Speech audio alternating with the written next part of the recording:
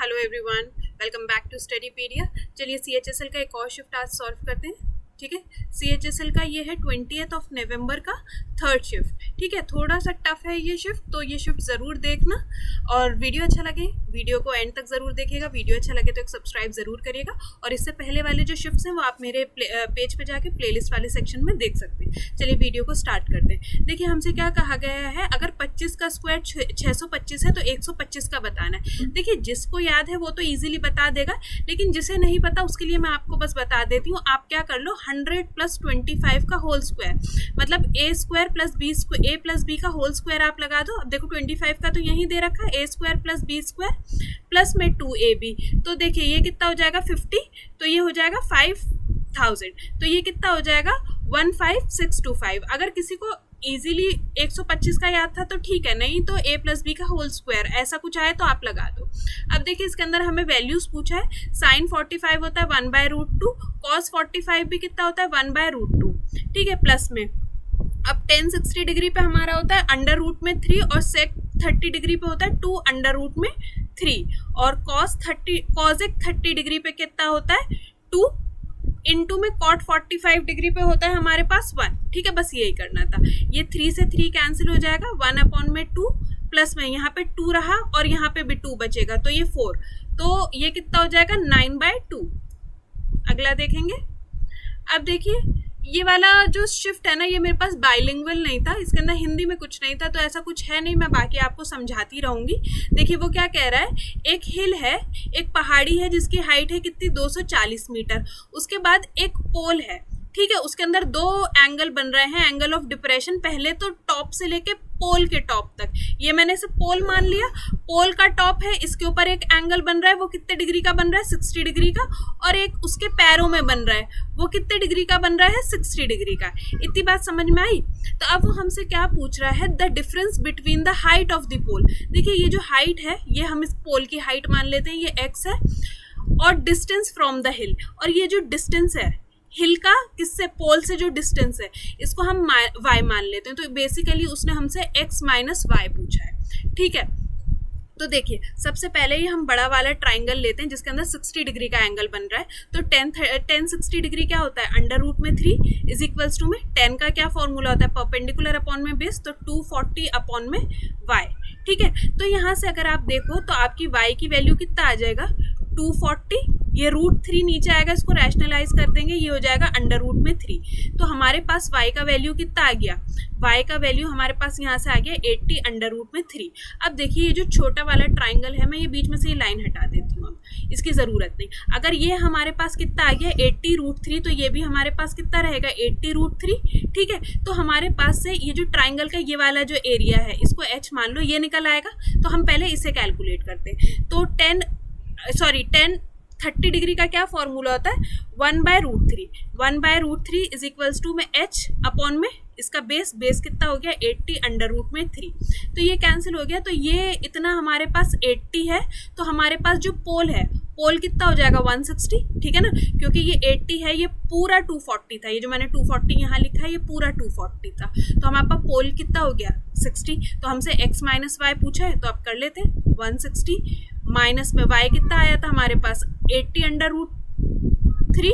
ठीक है, तो 80 हमने अगर कॉमन ले लिया तो हमारे पास कितना बचा 2 माइनस में √3। तो ऐसा कहीं है 2 माइनस में √3। ठीक है, समझ में आ गया। अब देखिए एक क्यूब है, एक घनाभ है, घन होता है, घनाभ होता है जो छोटा वाला होता है, स्क्वायर का जो बनता है क्यूब है। ठीक है, उसके अंदर उसकी साइड हमें दे रखी है, क्यूब की एक साइड है 10 सेंटीमीटर। उसके अंदर वो क्या कहता है, एक गोले को उसने क्या करा डुबाया। ठीक है, एक गोला उसके अंदर डुबाया जिसके अंदर गोले की त्रिज्या रेडियस हमें दे रखा है 3 सेंटीमीटर। तो हमें बताना है कि उसमें से कितना पानी क्या हो गया, ओवरफ्लो हो गया, कितना पानी निकल गया। अब देखिए इस बात को समझने के लिए आपको एक चीज़ पता होनी चाहिए, ये जो क्यूब है उसमें से उतना ही पानी निकलेगा जितना जो गोले का क्या होगा वॉल्यूम होगा। ठीक है, कितना पानी निकलेगा, उतना ही पानी निकलेगा जितना गोले का वॉल्यूम होगा। तो गोले का वॉल्यूम कितना होता है 4/3 पाई r का क्यूब, और रेडियस हमें कितना दे रखा है 3, तो 3 इंटू में 3, तो आंसर आपका कितना हो जाएगा 36 पाई। ये जो 10 सेंटीमीटर था इसका कोई लेना देना था ही नहीं क्वेश्चन में, बस हमें दे रखा था। अब देखिए उसने हमें ट्राइंगल दे रखा है DEF। अभी सिर्फ मैं आपको दिखा रही हूँ, DE है 75, EF है 100 और ये DF है 125। अगर मैंने इसे सबको 25 से कैंसिल कर दिया, 3, 4, 5, अगर मैं सबको 25 से कैंसिल करूं तो ये जो साइड का रेशियो है वो किस रेशियो में हो गया, 3:2 में, 4:2 में, 5। तो आपको इतना समझ में आया कि ये क्या है, एक राइट एंगल ट्राइंगल है। ठीक है, ये क्या है, एक राइट एंगल ट्राइंगल है, DF, और ये हो जाएगा E। अब मैं इसको पुट कर देती हूँ इसकी वैल्यूज। तो अब अगर मैंने यहाँ पे पुट करी, DF की वैल्यू होगा, ये हो जाएगी 125, DE की वैल्यू है हमारे पास, सॉरी DF ये है E, DE की वैल्यू है हमारे पास 75 और ये है हमारे पास 100। इतनी बात समझ में आई। अब वो क्या कह रहे हैं, M क्या है, मिड पॉइंट है, M जो है मिड पॉइंट है किसका, DF का, और हमें लेंथ बतानी है EM की। तो ये M था, ये हमें लेंथ बतानी है EM। अब देखिए इसका क्या सीधा फॉर्मूला होता है, इसे आप मार्क कर लेना, ये बहुत बारी पूछा जाता है। EM का स्क्वायर इज इक्वल्स टू में DM इनटू में MF। समझ में आया, यहाँ से लेके यहाँ तक और यहाँ से लेके यहाँ तक, इन दोनों को आपस में मल्टीप्लाई करना है। अगर ये मिड पॉइंट था तो ये कितना हो जाएगा 62.5 और ये भी कितना हो जाएगा 62.5। अगर मैं 125 का आधा करूँ, ठीक है ना, तो अगर आपको EM का स्क्वायर क्या क्या मिल रहा है, 62.5 इंटू में 62.5, तो आपको डायरेक्ट EM एक निकाल लो, कितना आ जाएगा 62.5। ये डायरेक्ट फॉर्मूला होता है, ठीक है, इसको आप लिख लेना। अब देखिए हमें क्या पूछा गया है, what is the degree measure of इसका।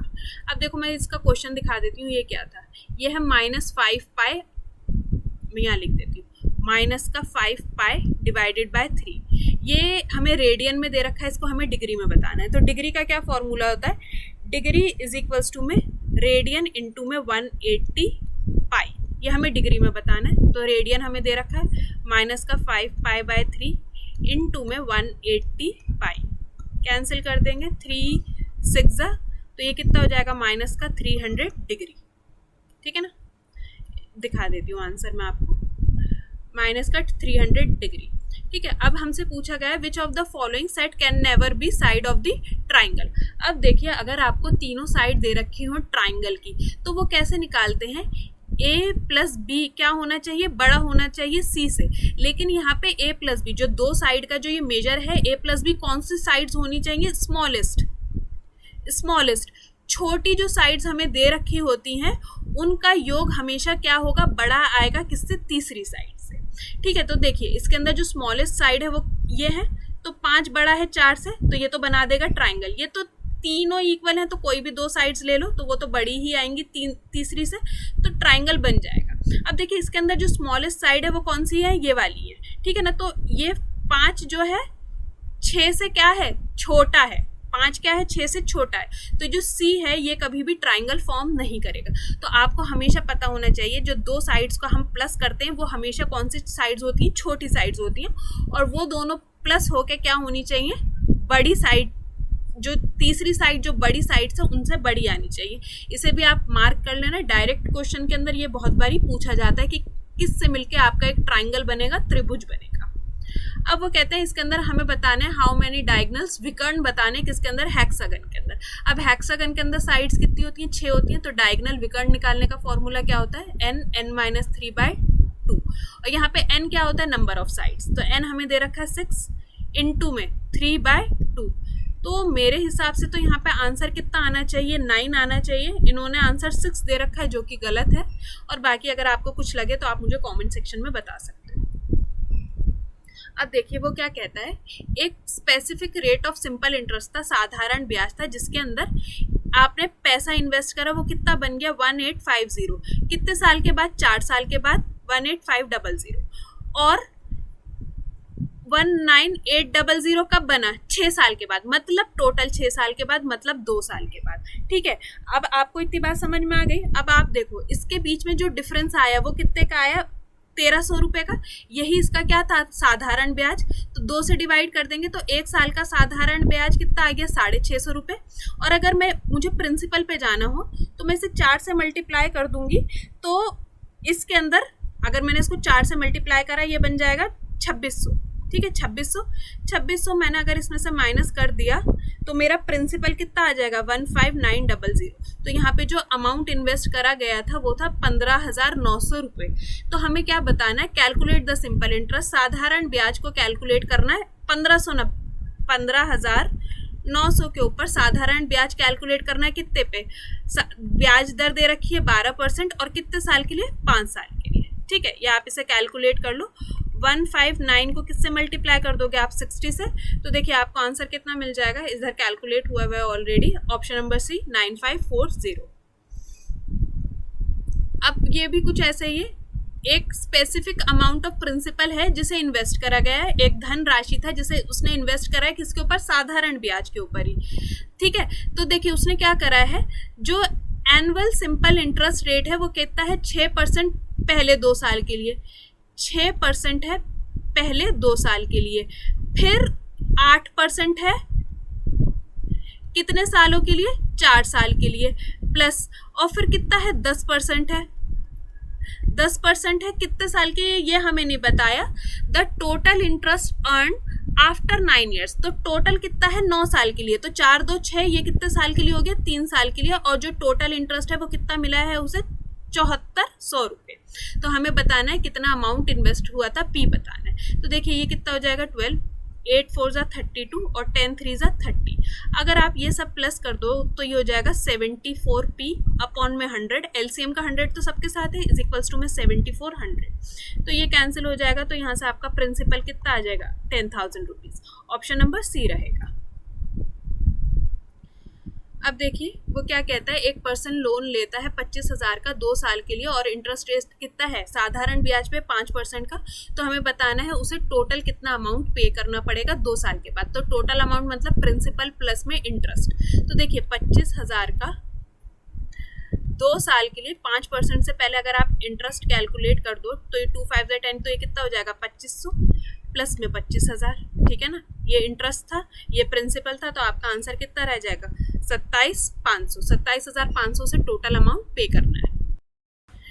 अब देखिए वो क्या कह रहा है, 2 कोसेंट्रिक सर्कल्स, कोसेंट्रिक सर्कल्स कौन से होते हैं, देखिए जिनका सेंटर क्या होता है बिल्कुल सेम, मतलब यहाँ से ही इसका भी रेडियस कैलकुलेट होगा और इसका भी।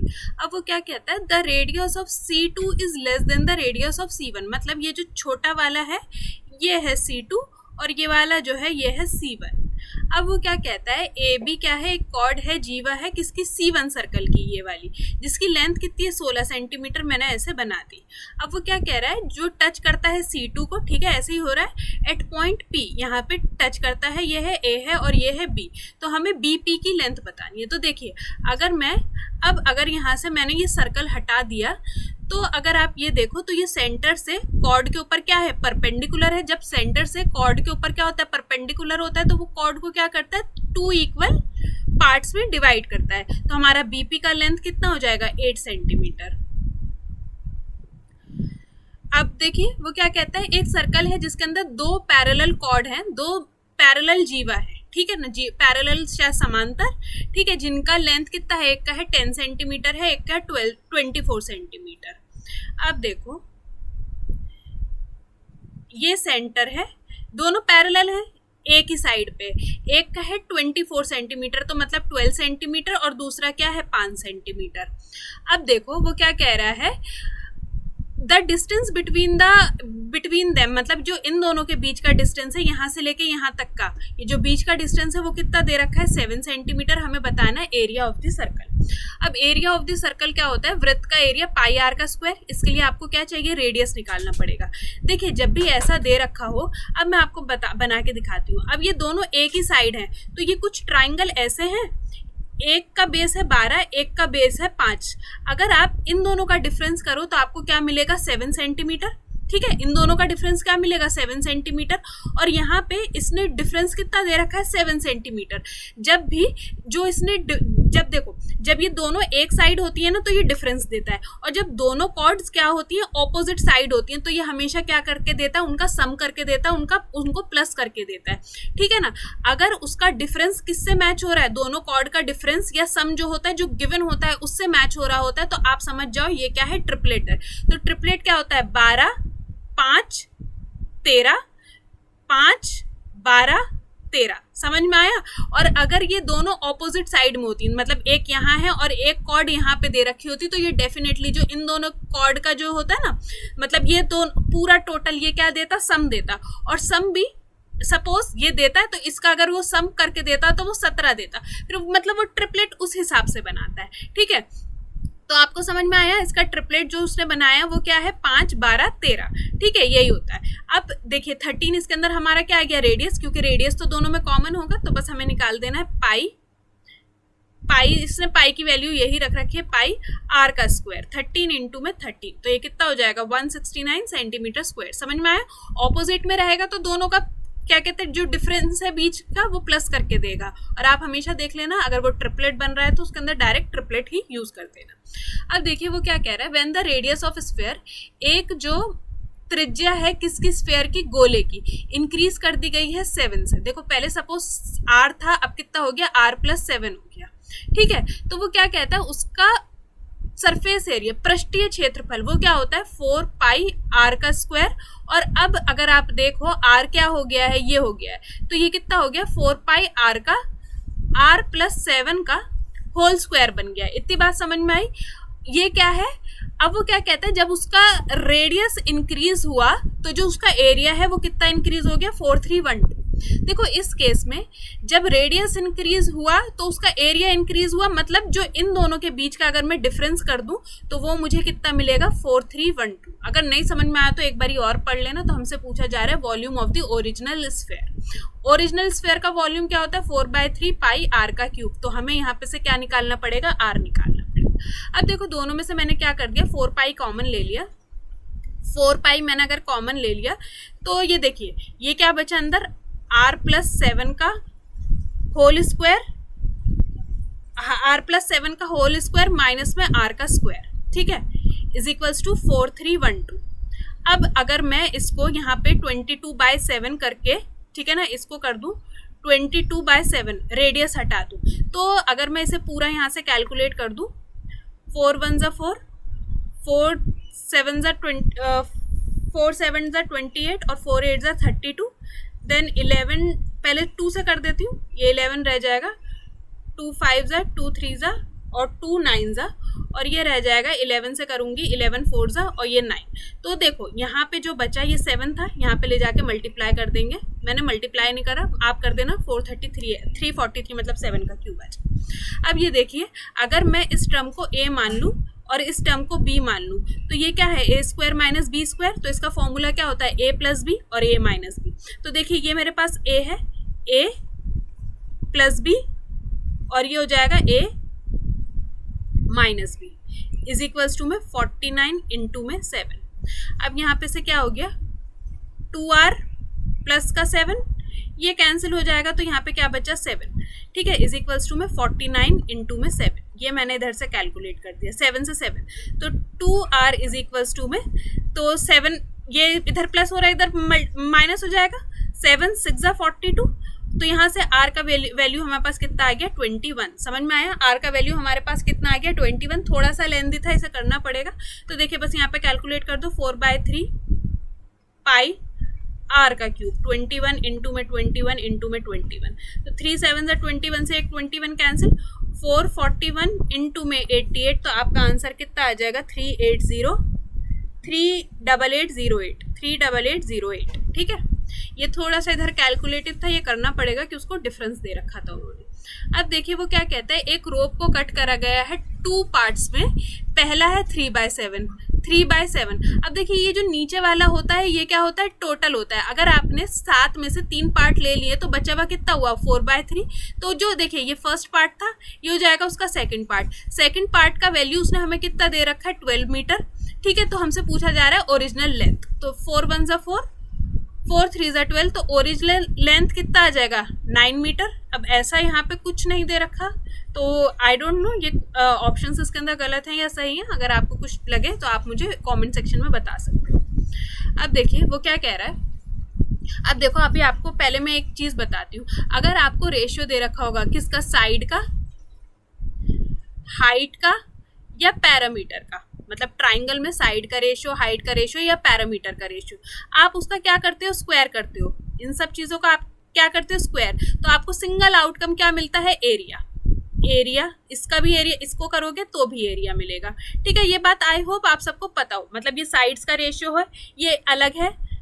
हाइट का या तो आपको साइड का रेशियो मिलेगा, या हाइट का रेशियो मिलेगा, या पैरामीटर का रेशियो मिलेगा, परिधि का रेशियो मिलेगा। तो आपको ये क्या बनेगा, एरिया बनेगा। अब देखिए एक ट्राइंगल है MNO जिसका एरिया हमें दे रखा है 12 सेंटीमीटर। डायरेक्ट बात यहाँ पहुंच रखी है।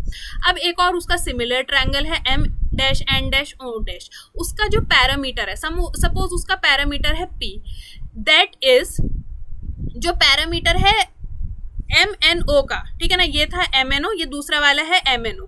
तो जो इसका पैरामीटर था, अगर उसका 2 गुना कर दो तो इसका पैरामीटर बनेगा। तो सिंपल सी बात है, अगर इसका पैरामीटर P था तो इसका पैरामीटर क्या है, 2P है। ठीक है, तो हमसे पूछा रहा है कि उसका ट्राइंगल का एरिया क्या होगा। तो देखो इस वाले ट्राइंगल का एरिया हमें दे रखा है 12। आप क्या करोगे, जल्दी से, पैरामीटर 2 था तो इसको 2 से मल्टीप्लाई कर दोगे, नहीं, आपने देखा साइड का स्क्वायर, हाइट का स्क्वायर और पैरामीटर का स्क्वायर करा। तो अगर आप इसका स्क्वायर करोगे तो ये क्या हो जाएगा, P का स्क्वायर किससे मल्टीप्लाई करना होगा, 4 से। तो ऑलरेडी आपको P का जो स्क्वायर का वैल्यू है वो कितना दे रखा है, 12। तो अगर आप इसे 4 से मल्टीप्लाई कर दोगे, 12 4 से 48, तो आपको एरिया ऑफ द ट्राइंगल मिल जाएगा। ये थोड़ा सा कॉम्प्लिकेटेड था कि बच्चे जल्दी जल्दी में यहाँ पे क्या कर देंगे, 2 से मल्टीप्लाई। अब देखिए एक सर्कल है जिसका रेडियस है 10 सेंटीमीटर, एक सर्कल है जिसकी त्रिज्या हमें दे रखी है 10 सेंटीमीटर, और एक कॉर्ड है, एक जीवा है जो सेंटर के ऊपर कितने डिग्री का एंगल बनाती है, 60 डिग्री का। अब देखिए ये 60 डिग्री है, तो ये दोनों क्या है, रेडियस है।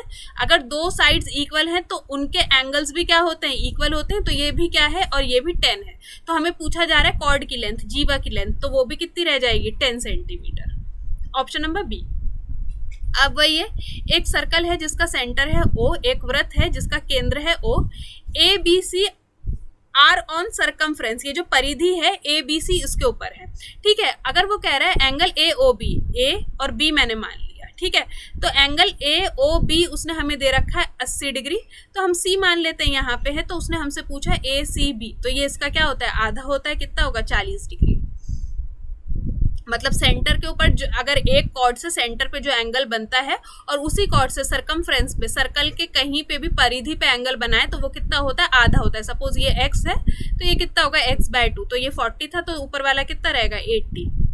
अब देखिए वो कहता है अगर दो सर्कल टच करते हैं एक दूसरे को एक्सटर्नली, ऐसे करके दो सर्कल ने आपस में एक दूसरे को टच करा, तो हमसे पूछ रहा है कि number of internal common tangents that can be drawn. तो देखो कितनी कॉमन टेंजेंट्स, अंदर वाली अंतः स्पर्श रेखा कितनी ड्रॉ हो सकती है, सिर्फ एक। अब देखिए, अब वही how many common tangents do two circle have when distance between. अब वो सीधा सीधा क्या कहना चाह रहा है, जो उन दोनों, उनके बीच में कोई डिस्टेंस नहीं है, the distance between their centre, जो इनके सेंटर के बीच का जो डिस्टेंस है वो किसके बराबर है, सम ऑफ देयर रेडियस। ठीक है ना, समझ में आया ना, अगर इनके रेडियस का सम करो वही उनका क्या है, डिस्टेंस है। तो इसका मतलब उसके बीच में कोई डिस्टेंस नहीं है, तो उसके अंदर कितनी कॉमन टेंजेंट्स बन सकती हैं, तो कितनी बन सकती हैं, 2 बाहर की और 1 अंदर की, टोटल 3 बन सकती हैं। और अगर इनके बीच के अंदर क्या होता है, डिस्टेंस होता है, तो कितनी कॉमन टेंजेंट्स बनती हैं, 4 बनती है। ठीक है ना, ये बहुत बार पूछा गया है इस बारी, तो इसको थोड़ा ध्यान ही रखना। अब देखिए वो क्या कह रहा है, 2 सर्कल हैं जिसके अंदर रेडियस है R1 और R2 और उनके बीच का डिस्टेंस हमें दे रखा है 15। ठीक है, तो हमसे पूछा जा रहा है length of their common internal tangent. अब इंटरनल टेंजेंट कौन सी होती है, ये वाली होती है, इसे ट्रांसवर्स भी बोलते हैं। ठीक है, तो देखिए ट्रांसवर्स कॉमन टेंजेंट का क्या फॉर्मूला होता है, इज इक्वल्स टू में डिस्टेंस का स्क्वायर माइनस में R1 प्लस में R2 का होल स्क्वायर। ठीक है, तो ट्रांसवर्स कितनी है, 15 15 से 225 माइनस में डिस्टेंस, हम सॉरी डिस्टेंस दे रखा है ये 15, हमें ट्रांसवर्स बतानी है ना। हाँ, ट्रांसवर्स का स्क्वायर इज इक्वल्स टू में डिस्टेंस कितना हो जाएगा, 15 15 से 225 माइनस में इन दोनों को प्लस करेंगे 9 9 9 से 81। ठीक है, 9 9 से 81, तो ट्रांसवर्स का स्क्वायर इज इक्वल्स टू में 144, तो इसका वैल्यू कितना आ जाएगा, 12। Option number B. अब क्या कह रहा है, 2 सर्कल्स हैं जिनका रेडियस कितना है, 8 सेंटीमीटर और 6 सेंटीमीटर और उनके बीच का डिस्टेंस है 18 सेंटीमीटर। अब फिर वो ये ट्रांसवर्स उसने पूछा है, इंटरनल वाली पूछी है, ये वाली पूछी है, तो ट्रांसवर्स का स्क्वायर इज इक्वल्स टू में डिस्टेंस का स्क्वायर माइनस में R1 माइनस में R2 का होल स्क्वायर। तो देखिए ट्रांसवर्स का स्क्वायर 18 18 से 324 माइनस में ये कितना हो जाएगा 8 14 और ये हो जाएगा माइनस का 196। तो ये कितना हो जाएगा, ये ट्रांसवर्स का स्क्वायर इज इक्वल्स टू में 128। तो अगर आप इसमें से 2 कॉमन ले लोगे तो ये कितना बनेगा 64, 2 इंटू 64, तो 64 तो है, तो ये हो जाएगा 8 अंडर रूट में 2। आप इसके फैक्टर बनाने स्टार्ट करना, 2 मतलब एलसीएम अगर आप लोगे 128 को 2 से करोगे तो ये आ गया 64। अब 64 तो आपको पता ही है किसका है 8, तो 8 अंडर रूट में 2। अब देखिए वो कहता है the length of common external tangent मतलब ट्रांसवर्स और डायरेक्ट कॉमन टेंजेंट ये हमें दे रखी है, ये हमें दे रखी है ट्रांसवर्स और ये हो गई एक्सटर्नल टेंजेंट, ये हमें दे रखा है ऑलरेडी। इफ द डिस्टेंस, उनके बीच का डिस्टेंस हमें दे रखा है तो हमें उसकी रेडियस बतानी है। तो बस देखो क्या करना है, इसके अंदर एक एक करके फॉर्मूला लगा लो। पहले देखो एक्सटर्नल वाला लगा लेते हैं। द कॉमन एक्सटर्नल टेंजेंट, अच्छा पहले एक्सटर्नल दे रखी है भाई, ये वाली दे रखी है, फिर कॉमन इंटरनल, फिर ट्रांसवर्स दे रखी है। तो पहले एक्सटर्नल दे रखी है, फिर ये ट्रांसवर्स दे रखी है। तो देखिए एक्सटर्नल कॉमन टेंजेंट का क्या फॉर्मूला होता है, इज इक्वल्स टू में डी का स्क्वायर माइनस में r1 माइनस में r2 का होल स्क्वायर। अब देखो मैं एक ये बना के दिखा देती हूँ। ये वाली जो होती है ये होती है कौन सी, एक्सटर्नल, और ये वाली होती है ट्रांसवर्स, या इसको दूसरा क्या बोला इन्होंने, इंटरनल टेंजेंट। तो अभी हम पहले इसके ऊपर काम कर रहे हैं। तो देखिए एक्सटर्नल हमें 8 दे रखी है, 8 8 जा 64 इज इक्वल्स टू में 100 माइनस में r1 माइनस में r2 का होल स्क्वायर। इसको माइनस करूंगी हो जाएगा 36 इज इक्वल्स टू में r1 माइनस में r2 का होल स्क्वायर। ये स्क्वायर हटाऊंगी तो ये यहाँ से कितना रह जाएगा, 6 रह जाएगा, ठीक है ना। तो अगर आप यहाँ देखो r1 माइनस r2 का रेशियो आपको कितना मिल गया 6। अब ऐसे ही यहाँ पे मैं ट्रांसवर्स का फॉर्मूला लगा दूंगी। ट्रांसवर्स का स्क्वायर इज इक्वल्स टू में डिस्टेंस का स्क्वायर इज इक्वल्स टू में सॉरी माइनस में यहाँ पे होता है r1 प्लस में r2 का होल स्क्वायर। तो बस वही करेंगे, ये कितना हो जाएगा, ये है हमें 6 दे रखा है तो 36 माइनस का 100, तो ये कितना रह जाएगा 64। मतलब r1 प्लस r2 का वैल्यू आपको कितना दे रखा है 8 दे रखा है, बस यहाँ से कैलकुलेट कर लो 2r2 इज इक्वल्स टू में 14, तो ये कितना हो जाएगा 7। तो एक वैल्यू 7 है तो दूसरी वैल्यू कितनी हो जाएगी 1 हो जाएगी, क्योंकि देखो यहाँ पे एक r1 कितना हो जाएगा 7, तो r2 कितना रखो कि 8 बन जाए तो 1। तो ऑप्शन नंबर सी करेक्ट रहेगा 7 और 1। तो रेडियस के अंदर आप ऐसे ही करोगे, इसके अंदर डायरेक्ट फॉर्मूलाज लगा दो। अब देखिए वो क्या कहता है, एक पर्सन चलता है 5 किलो प्रति घंटे से, अगर वो अपनी डिस्टेंस, अपनी जो स्पीड है वो 8 किलोमीटर प्रति घंटा कर दे तो उसे क्या लगेगा, आधा घंटा कम समय लगेगा।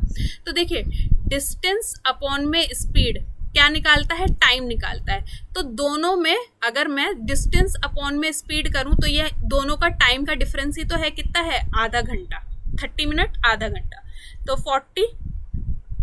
तो आप इसे 5 पहले रख देते, 8 अब जो भी रख दिया इसके अंदर हम माइनस को क्या कर देंगे, इग्नोर कर देंगे। तो ये 5d माइनस का 8d इज इक्वल्स टू में 1/2, ये हो जाएगा 20। तो ये हो जाएगा 3d इज इक्वल्स टू में 20। तो यहाँ पर डिस्टेंस कितना आ जाएगा 6.67। तो यही हमसे पूछा था डिस्टेंस का वैल्यू। चलिए लास्ट क्वेश्चन देखते हैं। देखिए इसकी PDF आप मेरे टेलीग्राम चैनल पर से डाउनलोड कर सकते हैं। वीडियो अच्छा लगा हो तो एक सब्सक्राइब जरूर करिएगा। देखिए वो क्या कह रहा है, एक मिक्सचर है, किस मिल्क इज टू वाटर, किस रेशो में, 7:5। अब वो क्या कहता है, उसके अंदर से द रेशियो ऑफ मिल्क ये कितना बन गया, 7:9 बन गया। कब बन गया, जब 9 लीटर मिक्सचर क्या करा गया, निकाला गया। देखिए मिक्सचर किस रेशियो में निकाला जाएगा, वो भी इसी रेशियो में निकाला जाएगा जिस रेशियो में था। तो देखिए पहले मैं मिल्क की बात करूंगी, मिल्क कितना निकाला गया, टोटल में से 7/12, ठीक है, 7/12, तो 3 3 9, 3 4 12। मिल्क कितना निकाला गया, 21/4, ठीक है। तो और ऐसे ही अगर आप इसके अंदर वाटर निकालेंगे तो वाटर कितना था, 9 में से 5/12, तो 3 3 9, 3 4 12। वाटर कितना निकाला गया, 15/4, ठीक है। उसके बाद वो क्या कहता है, उसके बाद उन्होंने क्या करा, 9 लीटर मिक्सचर को पहले रिमूव करा तो कितना कितना रिमूव करा ये मैंने आपको बता दिया। उसके बाद उन्होंने क्या करा, उसके अंदर जो 9 लीटर था वो क्या कर दिया, वाटर ऐड कर दिया। तो हमसे पूछा जा रहा है how much milk was there in the vessel. अब देखो इसको यहाँ से रिमूव कर देती हैं। देखिए पहले था 7x में से क्या रिमूव करा, 21/4। अपॉन में 5x में से क्या रिमूव करा, 15/4 और उसके अंदर 9 लीटर पानी मिला दिया। ये मिल्क था, ये वाटर था, और अब रेशो उसका क्या बन गया है, 7:9। इतनी बात समझ में आई? क्योंकि देखो इसका कुछ भी नहीं हो सकता।